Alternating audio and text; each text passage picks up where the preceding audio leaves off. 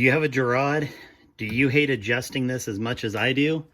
I might have just the fix for you. Now, the Giraud is probably one of the most amazing pieces of machinery I own. It would probably be one of the last things you could pry out of my hands if I lost all my money and still reloaded. But even at that, it is not a perfect machine. I'm not a fan of his pilots, so I make my own, as you've seen in one of my other videos. But I've always had trouble adjusting it, and I've always thought, why can't I get this right? Why is there no way to do a micrometer on it? And a couple months ago, a buddy of mine gave me, let me get this stupid paper out of the way. A buddy of mine gave me a Whidden click adjustable lock ring to play with in my Dillon for my sizing die. And to be honest, Whidden even says, like, my rings aren't made for progressive presses. They really don't work great in a progressive press. So it's been sitting, this ring's been sitting in my bench.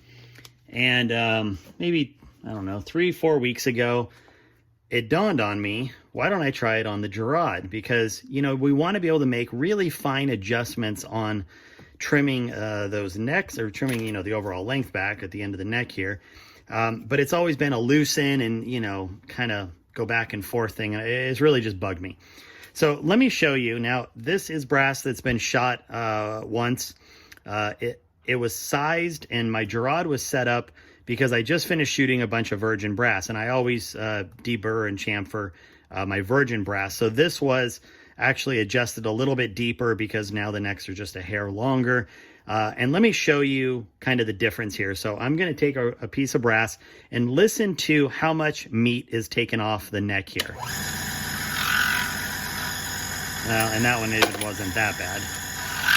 Okay, so that's a little bit more than I want. That's a little bit more than I want, and, you know, the necks are going to vary. It's still stretching out a little bit, but I definitely want to move this back. Now, in the past, I probably would have said, well, it's close enough. I really don't want to mess with this because I might actually make it worse. But now, all I have to do is pull this out. And the way the Whidden click die works is this first screw locks the die ring to the inner ring onto the, which then allows this second screw to lock onto the actual die, or in this case, the pilot that's in there. So I want to loosen up this second screw, or the middle one, okay? And now I need to move this away from the cutter a little bit, okay? So we're going to go 1 click, 2 clicks.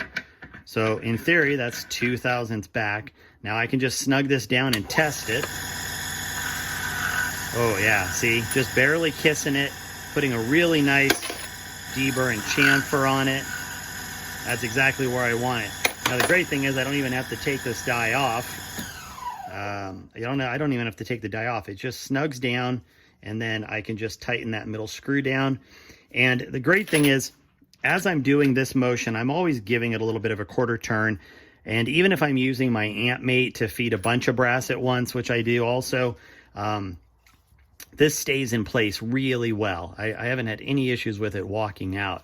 But again, you talk about having confidence in where that adjustment is. Now, if I thought, well, it's just a little bit light, you know, I could always take this back out and take 1 click off of it.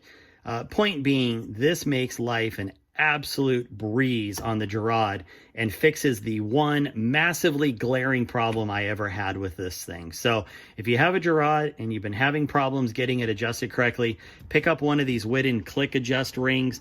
I know they're not cheap for what they are, but I'll tell you what, it's worth every penny on my Giraud.